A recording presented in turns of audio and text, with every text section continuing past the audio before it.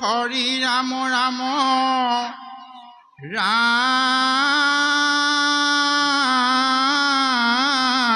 ৰাম হৰি ৰাম ৰাম ৰাম ৰাম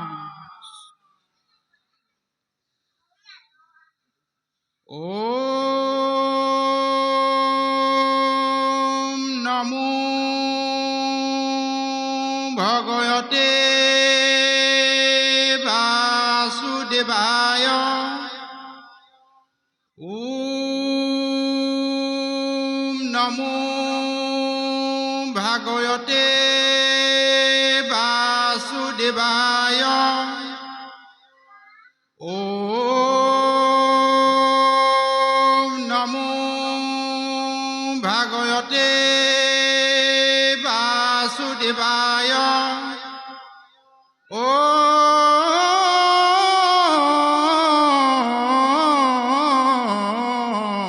ওম নমো ভগৱতে বাসুদেৱায়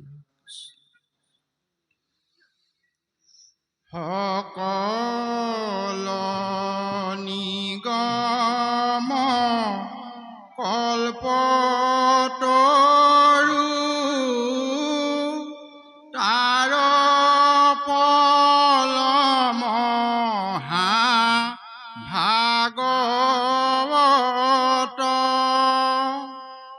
শুক মুখে আহি ভূমিত ভৈলা বিদিত ৰখে ৰসতুৰ যিটো জন কৃষ্ণৰ চৰণে দিয়া মন পৰম সন্তোষ পিয়ুক ৰখয়মিত পৰম সন্তোষে পিয়ুক ৰখয়মিত কৃষ্ণ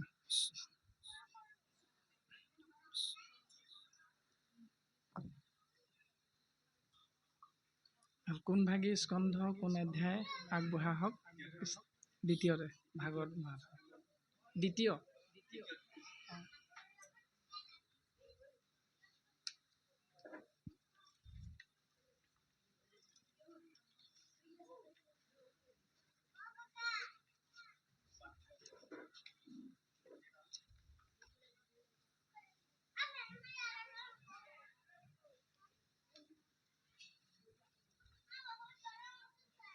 দ্বিতীয়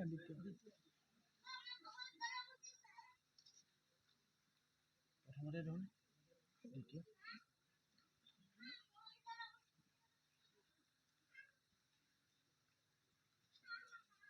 মংগলাচৰণ জানো জয় জয়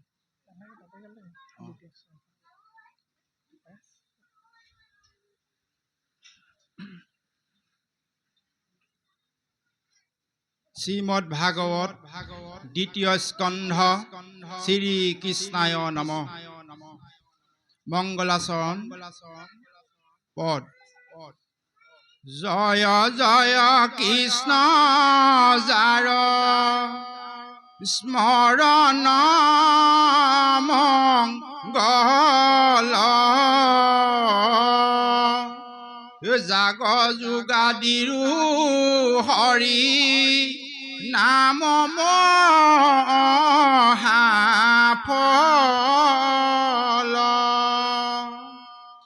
হেনয় পৰমানন্দ মাধৱ কনিত উমৰিও নৰ নিৰন্তৰে চিত্ৰ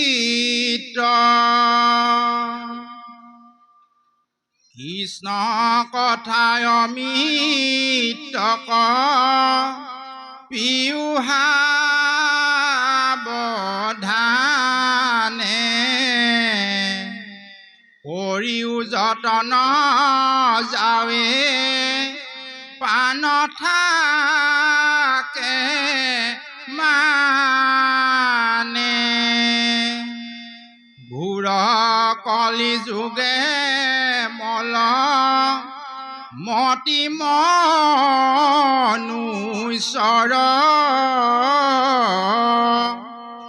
নাহিয়ান ধৰ্ম হৰি কীৰ্তন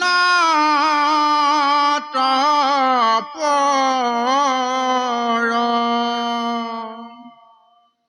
শৰীৰত আছে কলি কীট যত দুখ গুচুক প্ৰথমে কৰা হৰি হৰি ঘোষ কৃষ্ণৰ চৰণে কৰি অশেষ পনতি অচ্যুতৰ কিংকৰ কৰণী গদতি কৃষ্ণ ৰাম কৃষ্ণ ৰাম কৃষ্ণ ৰাম গুৰু শংকৰ। ওম নমো ভগৱতী বাসুদেৱায়। জয় জয়তে জগতগুৰু পৰম গুৰু কৃপালু শ্ৰীমন্ত শংকৰদেৱ গুৰুজনাৰ দুখানি অভয় পদ কমলত সমস্ত জীৱৰ মংগলৰ অৰ্থে আমি ভক্তিৰ সেৱাভাগী নিবেদন কৰা হৈছে। জয় গুৰু শংকৰ সৰ্বগুণাকৰ যা কিৰি নাহিকে উপাম তোহাৰী চৰণ কোৰেনো শত কোটি বাৰ একো কৰোঁ প্ৰণাম তোহাৰী চৰণ কোৰেনো শত কোটি বাৰ একো কৰোঁ প্ৰণাম। কৃষ্ণ গুৰু শংকৰ মাধৱ ৰাম ৰাম ৰাম ৰাম ৰাম ৰাম ৰাম। সৃষ্টি স্থিতি প্ৰলয়ৰ গৰাকী সৰ্বশক্তিমান নিৰ্গুণ নিৰাকাৰ কৃষ্ণ তত্বৰ সগুণ সাকাৰ ৰূপ গুৰুজন বস্তুৱে দৰ্শন দি থৈ গৈছে যে কলিত ভকতেহে হৰি অৱতাৰ। আপোনাহক গুৰুদেৱ নাম ভকত চাৰি মহাবস্তু সাক্ষাৎ শ্ৰী চৈতন্যমূৰ্তি ভকত ভাগৱত সবাৰো শ্ৰীচৰণত মান্য অনুসাৰে ভক্তি ভৰা সেৱা আৰু শ্ৰদ্ধা নিবেদন কৰা হৈছে। আমাৰ অতীব মৰমো শ্ৰদ্ধাৰ প্ৰশান্ত বৰা বাপজনাকে মুখ্য কৰি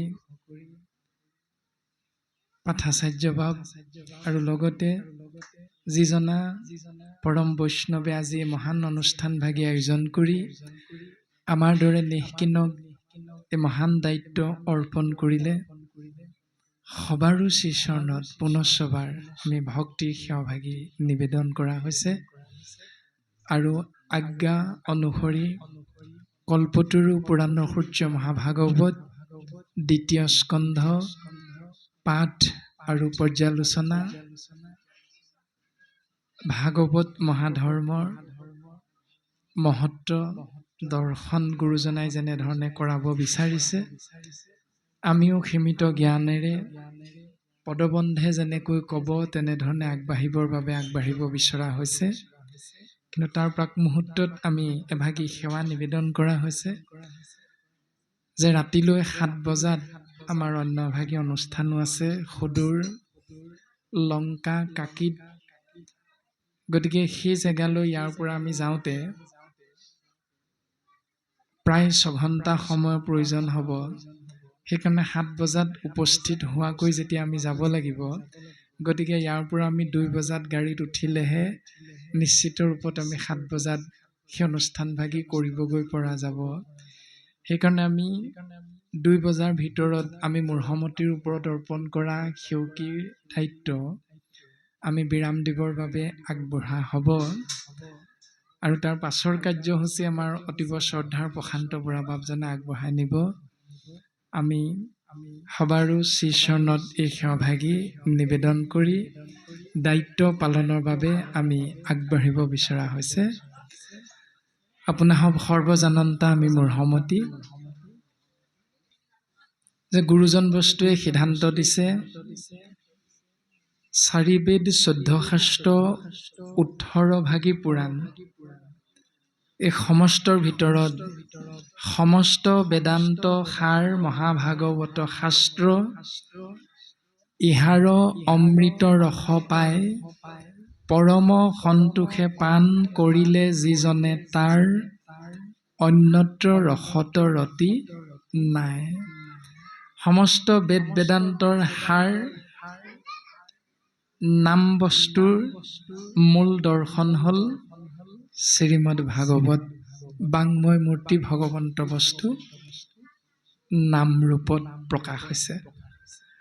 আৰু সেই অমৃতময় নাম বস্তু আমি যেতিয়াই কলিৰ 24টা তত্ত্বৰে গঠিত মলমতি মনুষ্য যদিও বা শ্ৰেষ্ঠতম জীৱ হিচাপে গুৰুজনাই অভিহিত কৰিছে, তথাপিতো আমি যেন মনুষ্যবিলাকে ক'ৰবাত নহয় ক'ৰবাত কিবা প্ৰকাৰে ভাগৱত মহাধৰ্মৰ পৰা নিজক আঁতৰাই ৰখা হয়। গতিকে গুৰুজন বস্তুৱে সেই ব্যৱস্থাটোৰ পৰা খুব সুন্দৰভাৱে জীৱ উত্তৰণৰ দৰ্শন কল্পতৰু পুৰাণৰ সূৰ্য মহাভাগৱতৰ পদবন্ধত উল্লেখ কৰিছে, যাক কোৱা হৈছে ভাগৱত মহাধৰ্ম। যাক আশ্ৰয় কৰিলে জীৱই ভগৱন্ত পুৰুষৰ পূৰ্ণ কৃপাৰ পাত্ৰ হৈ এই সংসাৰৰ পৰা মায়া ছেদ কৰি পৰম গতি লাভ কৰিব পাৰিম। কিন্তু তাৰ বাবে আমি নিজক কেনেকৈ প্ৰস্তুত কৰিব লাগিব, আচাৰ ধৰ্ম কেনেকৈ আমি পালন কৰিব লাগিব, নিজক কেনেকৈ আগবঢ়াই নিব লাগিব, তাৰ সমস্তখিনি জ্ঞান গুৰুজন বস্তুৱে পদবন্ধে উল্লেখ কৰিছে। কীৰ্তন, দশম, ঘোষা, ৰত্নাৱলী আদিৰ মাধ্যমেৰে শংকৰ মাধৱ দুজনা গুৰুৱে সুন্দৰভাৱে প্ৰকাশ ঘটাইছে। আৰু আমি তাকেই আশ্ৰয় কৰি জীৱন ধন্য কৰাৰ প্ৰয়াস কৰিব লাগে। আৰু সেই সূত্ৰে গুৰুজন বস্তুৱে শ্ৰীমদ ভাগৱতৰ 2য় স্কন্ধৰ পদবন্ধৰ মংগলাচৰণত আমাক সিদ্ধান্ত দিছে, ও ৰাম জয় জয় কৃষ্ণ যাৰ স্মৰণ মংগল জাগ যোগাদিৰো হৰি নাম মহাফল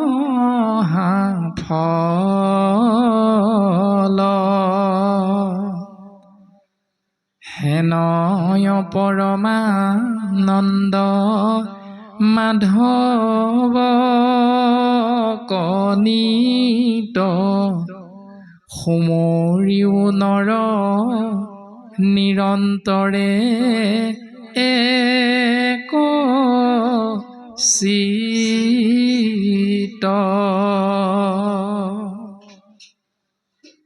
জয় জয় কৃষ্ণদেৱৰ জয়। যিজনাৰ নাম বস্তু পদ্ম মুখখনতে উচ্চাৰণ কৰাৰ সৌভাগ্যৱন্ত নহলেও মনৰ দ্বাৰা যদি স্মৰণ কৰাৰ আমি সৌভাগ্যৱন্ত হওঁ, তেতিয়াও জীৱতত্বই ঈশ্বৰ পুৰুষৰ পূৰ্ণ কৃপা লাভ কৰে। ইয়াৰ দ্বাৰাই প্ৰথম গুৰুজনে আমাক সিদ্ধান্ত দিছে যে ভাগৱত মহাধৰ্ম ইমান উত্তম, যদি এই বিশ্ব ব্ৰহ্মাণ্ডত থকা বাকী ধৰ্মবিলাকৰ কথা আমি চিন্তা কৰোঁ, তেতিয়াহ'লে বাকী ধৰ্মবিলাকত কণা কোজা খুৰা আদি শৰীৰধাৰী মনুষ্যৰ প্ৰাধান্যতাটো ঈশ্বৰ সেৱাত বিশেষ নাই। কিন্তু একমাত্ৰ কৃপালু শ্ৰীমন্ত শংকৰদেৱ গুৰুজনাই ইমান সুন্দৰভাৱে ভাগৱত ধৰ্ম প্ৰকাশ ঘটাই জীৱক উপদেশ প্ৰদান কৰি অপূৰ্ব সৃষ্টি কীৰ্তন গ্ৰন্থৰ আদিতে শ্লোকভাগিত সংযোজন কৰিছে যে মুকং কৰোতি বাচা লং পংগুং লংঘয়তে গিৰিম ইয়ৎ কৃপা তমহং বন্দে পৰমানন্দ মাধৱম। যে হে প্ৰভু মাধৱ, তোমাৰ যদি কৃপা হয় তেতিয়াহ'লে বোবাজনেও মুখেৰে কথা ক'ব পৰা শক্তি লাভ কৰে। প্ৰভু তোমাৰ যদি এক কণিকা কৃপাৰ পাত্ৰ হয়, সেই জীৱতত্ব খুৰা হ'লেও অৰ্থাৎ পংগু হ'লেও চৰণ দুখন নাথাকিলেও তেওঁ পৰ্বত বগাব পৰা শক্তি আহৰণ কৰিব পাৰে। আৰু এয়াই হ'ল গুৰুজনাই কলিৰ মলমতী মনুষ্য আমাৰ প্ৰতি আগবঢ়াই দিয়া ভাগৱত মহাধৰ্মৰ মহান তত্ত্ব।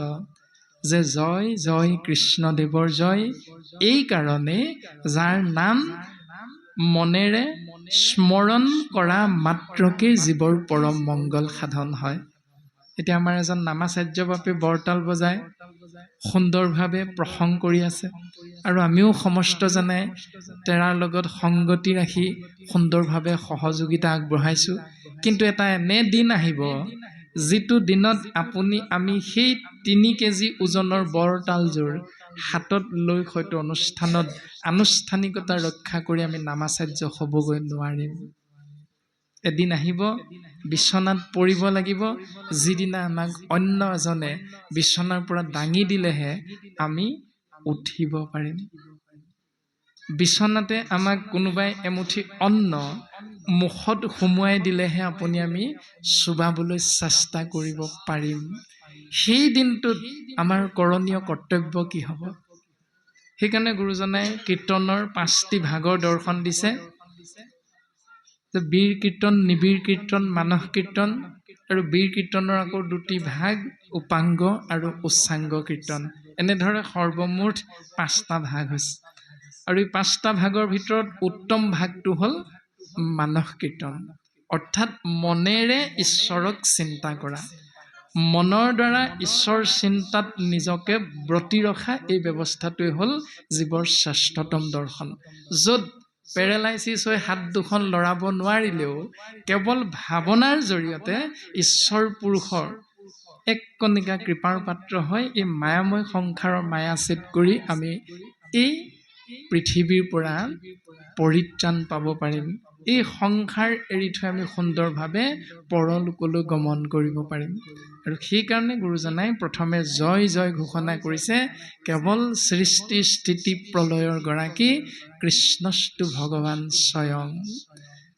যিজনাক আশ্ৰয় কৰিবৰ বাবে যাগ যজ্ঞ পূজা পাতল দান দক্ষিণা আদিকে ধৰি যি কৰ্ম মাৰ্গ আৰু জ্ঞান মাৰ্গৰ প্ৰয়োজনীয়তা অনৰ্থক বুলি প্ৰথম পদত সিদ্ধান্ত দিছে। যে এইবিলাক নকৰাকৈও কেৱল নাম ভাৱনাৰ জৰিয়তে জীৱতত্বই ভগৱন্ত পুৰুষৰ পূৰ্ণ কৃপাৰ পাত্ৰ হ'ব পাৰে। আৰু তাৰ সূত্ৰে মাধৱ পুৰুষজনে এভাগী প্ৰাৰ্থনাৰ জৰিয়তে আমাক সিদ্ধান্ত দিছে, আপোনাক সৰ্বজানন্তা, যে কি দিয়া পুজিম প্ৰভু চৰণে মুৰাৰী, তোমাৰ সেৱাৰ বস্তু নাপালো বিচাৰি। হে প্ৰভু মুৰাৰী, তোমাৰ চৰণত সেৱা কৰাৰ ইচ্ছা, কিন্তু এই জাগতিক জগতৰ পৰা আমি তোমাক সেৱা কৰাৰ বস্তু কিন্তু বিচাৰি বিচাৰি আমি হাইৰাণ হৈ গৈছোঁ প্ৰভু। বিচাৰোঁতে আমি পাইছোঁ যে জল দি পুজিলোহেঁতেন মাছে বিতালিলে। জলেৰে তোমাক সেৱা কৰাৰ ইচ্ছা আছিল, কিন্তু মাছে সেয়া চোৱা কৰি দিলে প্ৰভু। পুষ্প দি পুজিলোহেঁতেন, ফুলেৰে তোমাৰ চৰণত সেৱা কৰাৰ বৰ ইচ্ছা আছিল প্ৰভু, কিন্তু ভোমোৰাই চুহিলে, সেইকাৰণে পুষ্প চোৱা হৈ গ'ল প্ৰভু। দুগ্ধ দি পুজিলোহেঁতেন, কিন্তু দামুৰিয়ে পিলে। গতিকে দুগ্ধ মানে গাখীৰেৰে তোমাক সেৱা কৰাৰ ইচ্ছা আছিল প্ৰভু, কিন্তু দামুৰিয়ে পান কৰাৰ বাবে সিও চোৱা হৈ গ'ল। সেইকাৰণে মাধৱ গুৰুজনে এটা উত্তম বস্তু আমাক দৰ্শন কৰাইছে, ও যেই বস্তু দে ও প্ৰভু হে বস্তু চোৱা তোমাৰ নামে তোমাক পূজিম গধূলিও পুৱা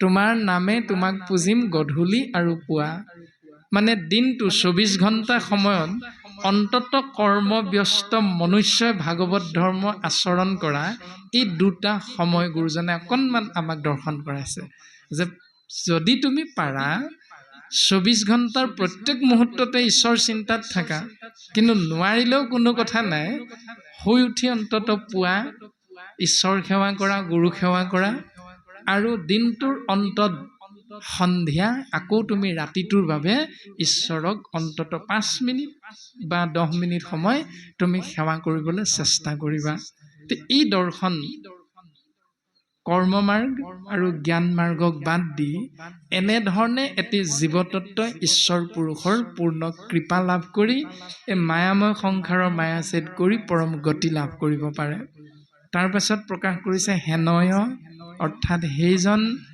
পৰমানন্দ পৰম আনন্দৰ গৰাকী মাধৱ মা মানে লক্ষ্মী ধৱ মানে স্বামী লক্ষ্মীৰ গৰাকী ঈশ্বৰ কৃষ্ণদেৱৰ অনন্ত কোটি নামৰ এক নাম হল মাধৱ তেৰাক যদি পাৰা নিতে নিতে নিৰন্তৰে একচিতে চিন্তা কৰিবৰ বাবে নিজক প্ৰস্তুত কৰি লোৱা হে জীৱশ্ৰেষ্ঠ মনুষ্য কেতিয়ালৈকে কিমান দিনলৈকে কিমান সময়লৈকে সিদ্ধান্ত দিছে কৃষ্ণ কথা অমৃতক পিউ সাৱধানে কৰিও যতন যাৱে নতু চাৰে প্ৰাণে অৰ্থাৎ 24টা তত্ত্বৰে গঠিত শৰীৰত যি 10 প্ৰাণ আছে সেই 10 প্ৰাণ আমাৰ শৰীৰটোত থকা পৰ্যন্ত তুমি ঈশ্বৰ সেৱাত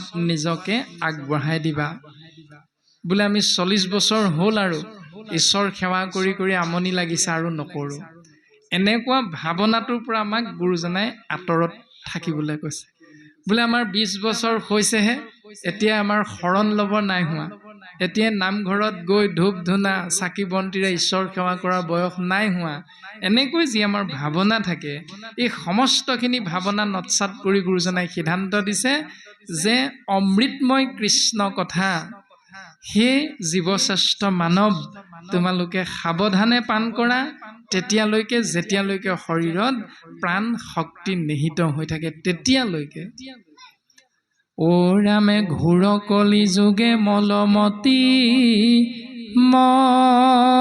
মনুষ্যৰ নাহি আন ধৰ্ম হৰি কীৰ্তন তপৰ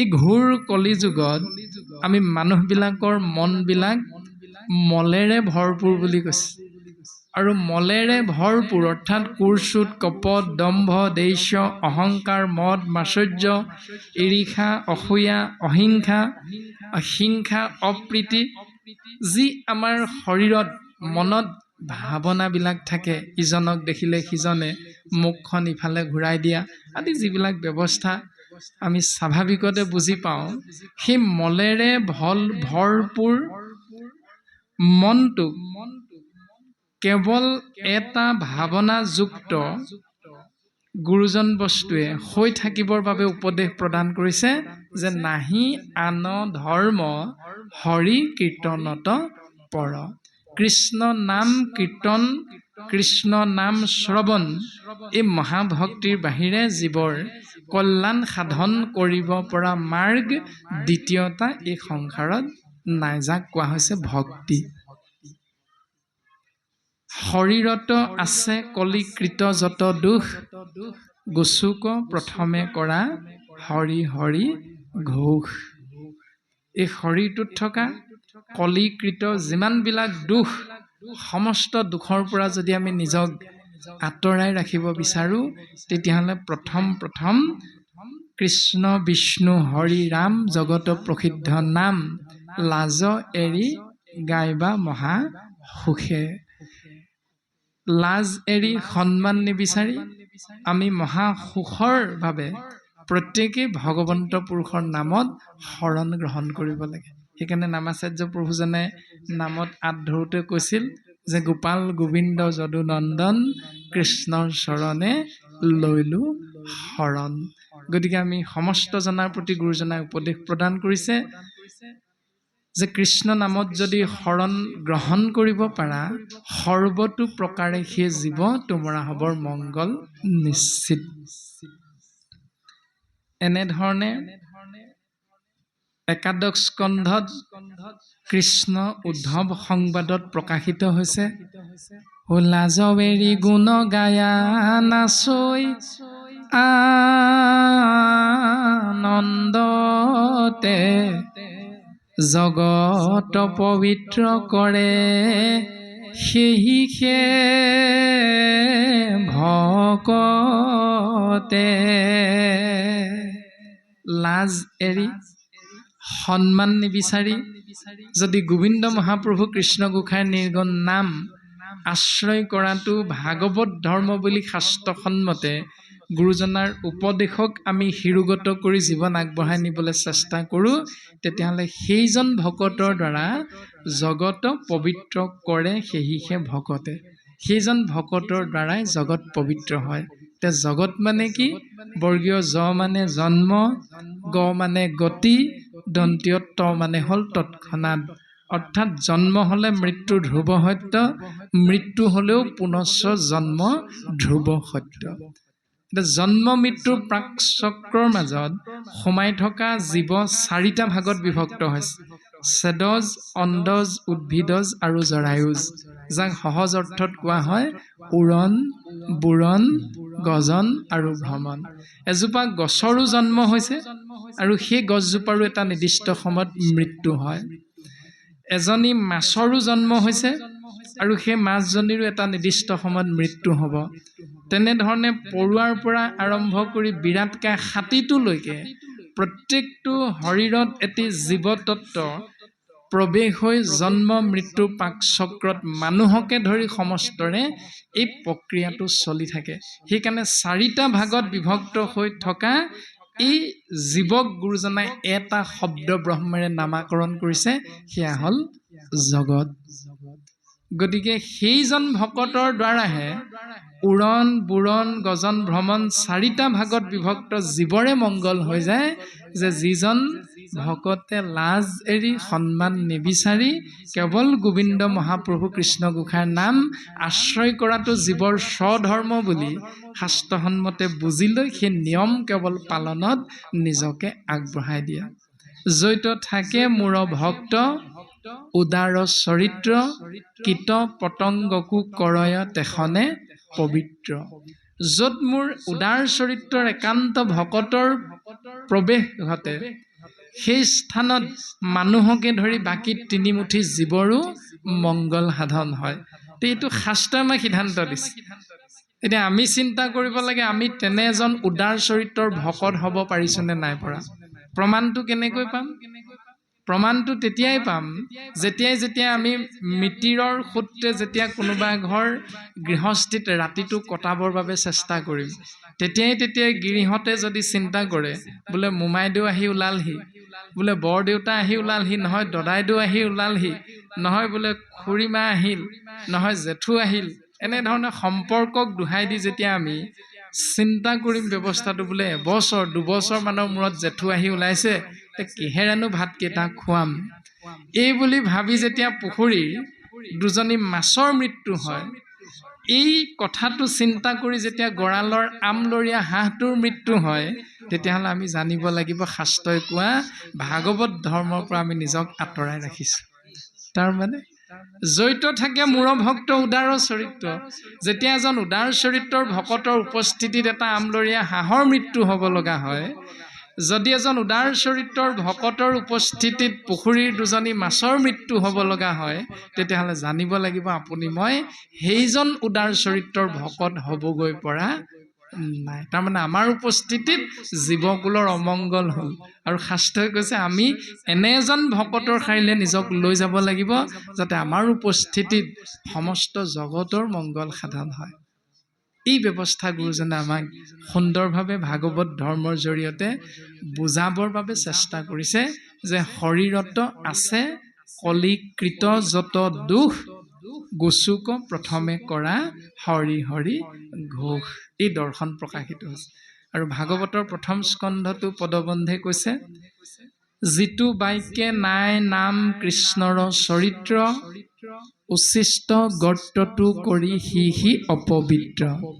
যে যিটো বাক্য কৃষ্ণ নামবিহীন, ৰাতিপুৱা শুই উঠাৰ লগে লগে ৰাতি পুনৰ বিচনাত পৰা সময়লৈকে আমি প্ৰত্যেকজন শৰীৰধাৰী মনুষ্যই বিভিন্নজনক লগ পাওঁতে যিখিনি আলাপ আলোচনা হয়, সেই বাক্যবিলাকত যদি কৃষ্ণ নামটো যোগ হৈ থকা নাই, তেতিয়াহ'লে গুৰুজনাই সেই বাক্যবিলাকক চিনাকি কৰি দিছে উচ্ছিষ্ট গৰ্তটো কৰি সি অপবিত্ৰ। সেইবিলাক লেতেৰা বাক্য। অপবিত্ৰ মানে লেতেৰা। কাতকৈ উদাহৰণ এটা দিছে, তুলনা কৰি দেখাইছে। উচ্ছিষ্ট মানে এৰেহা, গৰ্ত মানে গাঁত, অৰ্থাৎ এক অৰ্থত হ'ল চোৱা পাতনি। চোৱা পাতনিতকৈও লেতেৰা বুলি কৈছে সেইবিলাক বাক্য যিবিলাক বাক্যত কৃষ্ণ নামটো যোগ হৈ থকা নাই। এতিয়া আমি নিজকে সুধিব লাগে, ৰাতিপুৱা শুই উঠাৰ পৰা এজনে অন্যজনক লগ পাওঁতে বোলে সেই শইকীয়া, দাস বাপ কোনফালে যায় এই বুলি কৈছো নে বোলে দাস প্ৰভু কৃষ্ণ বহু দিনৰ মূৰত দেখা পালো। এই কৃষ্ণ নামটো আমি প্ৰাক মুহূৰ্ততে সোমোৱাই দিছো পাকে প্ৰকাৰে। চিন্তা কৰিব লাগে নিজে নিজে আমি, কাৰণ এয়া হ'ল শাস্ত্ৰৰ উপদেশ। আৰু সেই উপদেশত কাৰ কাৰ মতি নাই? কাকতুল্য কামী পুৰুষৰ তাত ৰতি, একান্ত ভক্তৰ নাই অভিলাষ মতি। যিসকলে কৃষ্ণ বুলি নামটো উচ্চাৰণ কৰিবলৈ আশ্ৰয় কৰিবলৈ বেয়া পায়, তেওঁলোকক কাকতুল্য বুলি কৈছে, অৰ্থাৎ কাউৰীৰ লগত তুলনা কৰিছে। তাৰমানে মানুহ হয়, শৰীৰটো মানুহৰ, কিন্তু কৰ্মত তেওঁ কাউৰী বুলিহে শাস্ত্ৰই ককৰ্থনা কৰিছে, কাৰণ তেওঁ কৃষ্ণ বুলি নকয়। গতিকে আমি মানুহ নে কাউৰী, মানুহ নে কুকুৰ, মানুহ নে ভেকুলী, তাৰ প্ৰত্যেকটো উদাহৰণ ভাগৱতে আমাক সুন্দৰভাৱে তুলনা কৰি দিছে। কৃষ্ণ গুণ নাগাই কৰৈ আনকহে ব্যাখ্যান, জানা জিভা ভৈল তাৰ বেংগৰ সমান। যিখন জিভাৰ দ্বাৰা কৃষ্ণ বুলি ক'বলৈ বেয়া পাওঁ, কেৱল বাকী কথাবিলাক আশ্ৰয় কৰিহে ভাল পাওঁ, তেতিয়াহ'লে সেই জিভাখনক কোৱা হৈছে ভেকুলীৰ জিভা। তেনেকুৱা এখন জিভা যাৰ লগত আছে তেওঁ মানুহ কেতিয়াও হ'ব নোৱাৰে। শাস্ত্ৰই কৈছে তেওঁ প্ৰকৃততে ভেকুলী, কিন্তু শৰীৰটো মানুহৰ হয়, কিন্তু তেওঁ প্ৰকৃততে ভেকুলীহে, তেওঁ মানুহ নহয়। যাৰ কৰ্ণ পথক নগৈল দামোদৰ, যাৰ কাণৰ পথত কৃষ্ণ নামটো শুনিবৰ ইচ্ছাটো নঘটে। কৃষ্ণ বুলি ক'লে কাণখন ইফালে ঘূৰাই দিয়ে, শুনিবলৈ ইচ্ছা নকৰে। তেওঁ কাণ দুখনৰ সহিতে মানুহৰ শৰীৰটো থাকিলেও তেওঁ শাস্ত্ৰই কৈছে কুকুৰৰ সদৃশ সিটো অধম পামৰ বুলি কৈছে। পামৰ মানে পাপী। তেওঁ হ'ল অধম, তেওঁ হ'ল পাপী, তেওঁ হ'ল কুকুৰ, মানে কুকুৰতকৈ অধম বুলি কৈছে। এতিয়া আমি কাণ দুখন থাকি যদি কৃষ্ণ কথা শুনি বেয়া পাওঁ, হ'ব পাৰোঁ মানুহ, হ'ব পাৰোঁ ডিগ্ৰীধাৰী, কিন্তু আমাৰ শাস্ত্ৰই ককৰ্থনা কৰিছে, আমাৰ চিনাকিটো দিছে আমি হেনো মানুহৰ নামত একোটা কুকুৰতকৈও অধম প্ৰাণীহে। গতিকে আমি কোনটো ভাগত পৰিছোঁ সেইটো আমি প্ৰত্যেকে নিজৰ কৰ্মখিনি এক মুহূৰ্ত চিন্তা কৰিলে ভাগৱত ধৰ্মৰ মহান মহিমাৰ কথা আমি উপলব্ধি কৰিব পাৰিম। গতিকে ভাগৱতৰ মংগলাচৰণৰ পদত গুৰুজন বস্তু আমাক জয়তে এই উপদেশকে প্ৰদান কৰিছে। কৃষ্ণৰ চৰণে কৰি অশেষ প্ৰণতি, অচ্যুতৰ কিংকৰ শংকৰ নিগদতি। যিজনা গুৰুক আমি জগত গুৰু পৰম গুৰু বুলি প্ৰত্যেক দিনাই পুৱা গধূলি আমি সেৱা নিবেদন কৰোঁ, সেইজনা গুৰুৱে আমাৰ আগত তেওঁৰ চিনাকিটো দাঙি ধৰিছে যে অচ্যুতৰ কিংকৰ বুলি। ভগৱন্ত পুৰুষৰ তেওঁ এজন নিষ্কিন সেৱক, দাসৰো দাস হিচাপেহে নিজৰ চিনাকিটো আগবঢ়াই দিছে। গতিকে যিজনা গুৰুক আমি ঈশ্বৰ বুলি সেৱা কৰোঁ, সেইজনা গুৰুৱে নিজকে ঈশ্বৰৰ দাস বুলি দেখুৱাইছে। আৰু আপুনি আমি সেইজনা গুৰুৰে একোজন প্ৰপন্ন শিষ্য হৈ কীৰ্তন দশম ঘোষাৰ ৰত্নাৱলীৰ দুটামান জ্ঞান লোৱাৰ পাছতেই আপোনাৰ আমাৰ স্বভাৱটো কিন্তু তাৰ বিপৰীত হৈ গুচি যায়। গতিকে আমি চিন্তা কৰিব লাগে যে আমাৰ স্বভাৱ প্ৰকৃততে কেনে হোৱা উচিত। গুৰুজনে আমাক দৰ্শন কৰাইছে আৰু আমাৰ বাপজনাই এইখিনিলৈকে পদৰ জৰিয়তে আগবঢ়াই দিলে। পুনৰ পাঠ আগবঢ়াব, পদে যি ক'ব আমি পুনৰ আগবাঢ়িবলৈ চেষ্টা কৰা। কৃষ্ণ গোবিন্দ।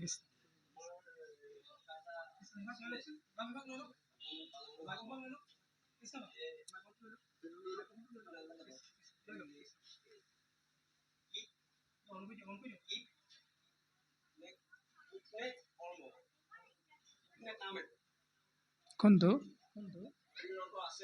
কলিকৃত কলিযুক্ত কৰ্ম।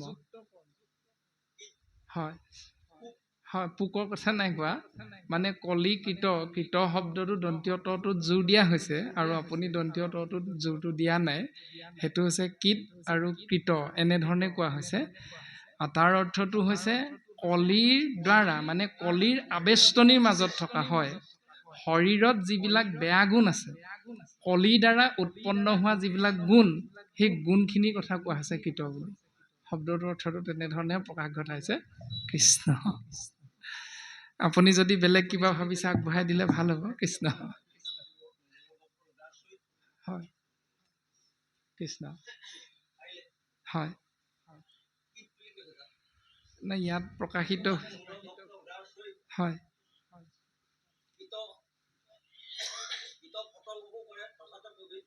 সেই কথাটো কৈছে। আমি কৃষ্ণ কৃষ্ণ। কৃষ্ণ নহয়, আমি ইয়াত থকা মানে কৃত শব্দটোহে কোৱা হৈছিল। কৃষ্ণ, আপুনি শেষাৰী বাক্যৰ কথা কৈছে। কৃষ্ণ। সেইটো এটি জীৱতত্বৰ কথা কোৱা হৈছে। হয়, কৃষ্ণ। তাত জীৱতত্বৰ কথা প্ৰকাশিত হৈছে যে য'ত থাকে মূৰ ভক্ত উদাৰ চৰিত্ৰ, যে য'ত মোৰ উদাৰ স্বভাৱৰ, চৰিত্ৰ মানে স্বভাৱটোৰ কথা কোৱা হৈছে। মনৰ এটা ভাৱনা, সকলোকে সমান দেখা ধনী। হয়, সেইটো কৰ্ম, যে মানুহজনৰ স্বভাৱটো সকলোকে সমান ভাৱনা। তেনেকুৱা স্বভাৱযুক্ত ব্যক্তিৰ উপস্থিতিত এই সংসাৰত যিমানবিলাক চাৰিটা ভাগত বিভক্ত জীৱৰ অৱস্থান ঘটিছে, সেই সমস্ত জীৱৰ মংগল সাধন হয়। তাত কীট মানে এটি জীৱতত্বৰ কথা কোৱা হৈছে। কৃষ্ণ কৃষ্ণ। হয়, হয়, ইয়াত থকাটো কট ৰিকাৰ। হয়, কৃষ্ণ। কৃষ্ণ। হয়, কৃষ্ণ কৃষ্ণ কৃষ্ণ কৃষ্ণ কৃষ্ণ।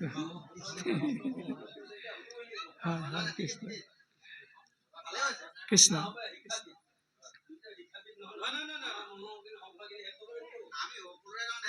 হয়, কৃষ্ণ। আমি আগবাঢ়োনে প্ৰভু? ইয়াত আছে বাক্যষাৰ, শৰীৰত আছে কলিকৃত, তৎ ইয়কাৰ আছে, কট ৰিকাৰ আছে।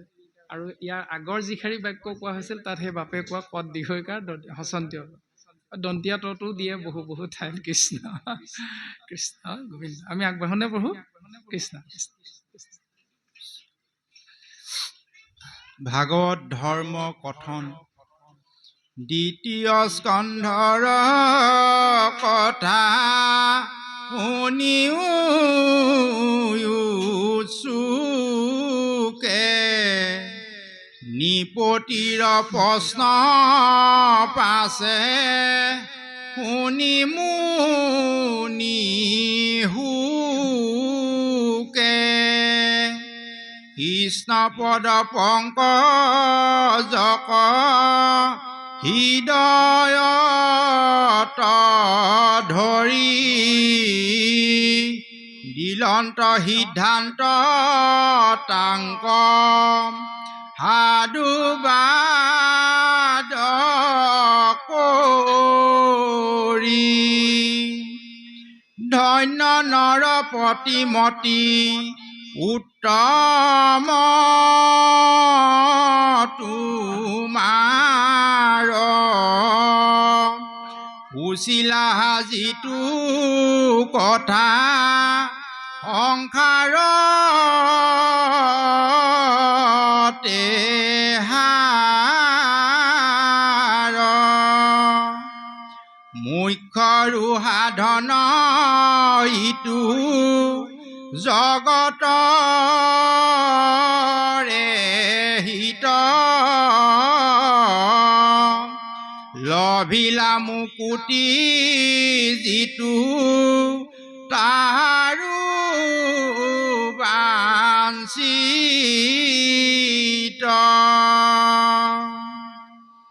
নাহি জ্ঞান যাৰ জাতি ধৰ্ম মাত্ৰ কৰে নিতে বলি বিশ্ব পঞ্চ যজ্ঞ কয়াচৰে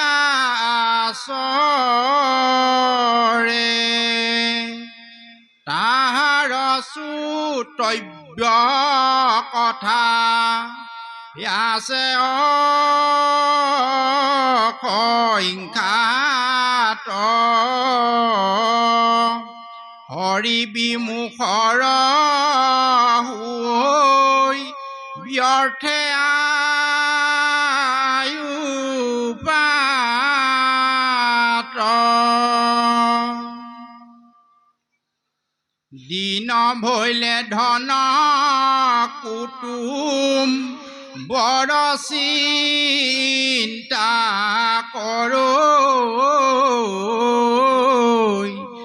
নিদ্ৰাস্তি আলাপনে ৰাতি আয়ু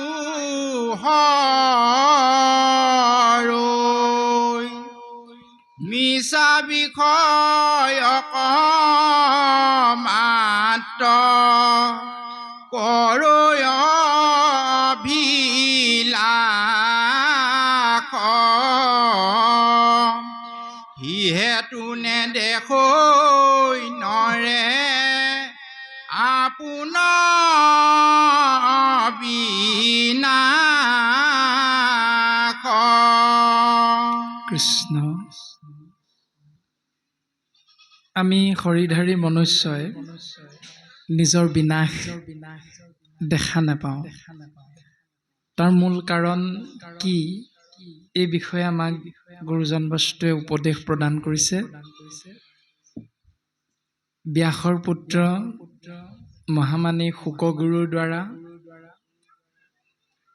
অভিশপ্ত ৰজা পৰীক্ষিতৰ মাজত যি আলাপ আলোচনা তাৰ জৰিয়তে দৰ্শন প্ৰকাশ ঘটাবৰ বাবে গুৰুজনাই চেষ্টা কৰিছে যে সেই কলিৰ মলমতি মনুষ্য তোমৰা হবে শুনাচোন যে সসাগৰা পৃথিৱীৰ গৰাকী হৈও কেনেকৈ যুৱক অৱস্থাতে পৰীক্ষিত নামৰ ৰজাজনে এই সংসাৰ এৰিবৰ বাবে বাধ্য হৈছিল তাৰ বিষয়ে আমি তোমৰা হবৰ আগত অৱগত কৰিব বিচৰা হৈছে যে সসাগৰা পৃথিৱীৰ গৰাকী হৈও তেওঁ মৃগয়া কৰিবলৈ যাওঁতে কলিৰ কৰাল গ্ৰাসত পৰি যেতিয়া শৃংগীমুনি এজন ব্ৰাহ্মণৰ ওচৰত নকৰিব লগা এটা অপৰাধ কৰ্ম কৰিলে সেই অপৰাধত এটা শাস্তি লাভ কৰিছে যে 7 দিন 7 ৰাতিৰ অন্তত এই সংসাৰ এৰিব লাগিব আৰু তাৰে উত্তৰ বিচাৰি যেতিয়া ৰজা পৰীক্ষিতে সেই ভাৱনাত ডুব গ'ল তেতিয়াই তেওঁৰ কাষত উপস্থিত হ'ল বিশ্ব ব্ৰহ্মাণ্ডৰ 60,000 ঋষিমুনি যি ত্ৰিকালদৰ্শী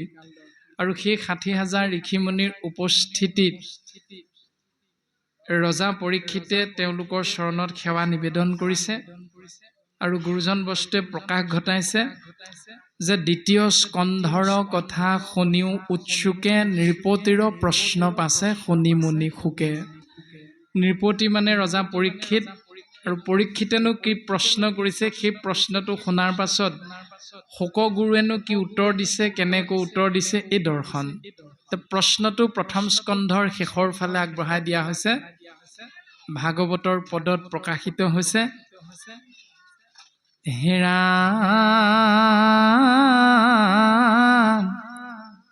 সাক্ষাতে তোমৰা মূৰ্তিমন্ত বেদ গণ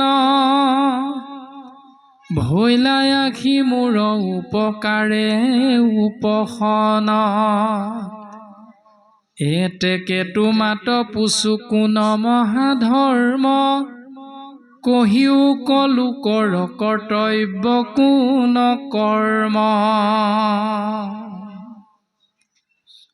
যে তোমৰা হব ত্ৰিকালদৰ্শী ঋষিমুনি আমাৰ সন্মুখত আমাৰ কাষত উপস্থিত হৈছা আমি বুজিব পাৰিছো ইয়াৰ বেলেগ কাৰণ একো নাই কাৰণটো হ'ল যে মোৰ এটা অপৰাধৰ কথা জগতত বিয়পি পৰিছে তোমালোকে যোগ বলেৰে গম পালা বুজি পালা আৰু সেই হেতু মোৰ মংগল সাধনৰ বাবে তোমালোকে আমাৰ কাষত আহি যোগ বলেৰে উপস্থিত হৈছা তৎ মুহূৰ্ততে গতিকে আমি সংসাৰ ধৰ্ম পালন কৰোঁতে যি ধৰণে এখন মেডিকেললে এজন ডাক্তৰৰ কাষত গৈ উপস্থিত হওঁতে ডাক্তৰজনে আমাক যেতিয়া সোধে বোলে তোমাৰ কি হৈছে কোৱাচোন তেতিয়া আমি বাৰু ৰোগী হিচাপে উত্তৰটো কি বুলি দিওঁ আমি প্ৰত্যেকেই আমাৰ কি হৈছে এই কথাটো অৱগত কৰি দিওঁ বোলে ছাৰ আজি এসপ্তাহ মানৰ পৰা মোৰ এনেকুৱা হৈছে কিয় হৈছে মই বুজি পোৱা নাই ছাৰ আপুনি মোক চাই দিব লাগে আমিতো প্ৰত্যেকেই তেনেকেই ডাক্তৰজনৰ লগত আলাপ আলোচনা কৰোঁ কিন্তু ডাক্তৰে যে আমাক সুধিলে বোলে কিয় আহিছ কি হৈছে ক তেতিয়া আমি কোনো বা পাই কওঁ নেকি ৰোগী হিচাপে যে ডাক্তৰ আপুনিহে মোৰ কি হৈছে আপুনি চাই দিয়ক আকৌ মই কেলে কম মোৰ কি হৈছে এই বুলিতো আমি কোনো উভতি নকওঁ প্ৰত্যেকেই ডাক্তৰক সন্মান জনাই আমি নিজৰ কি হৈছে কি অসুবিধা পাই আছো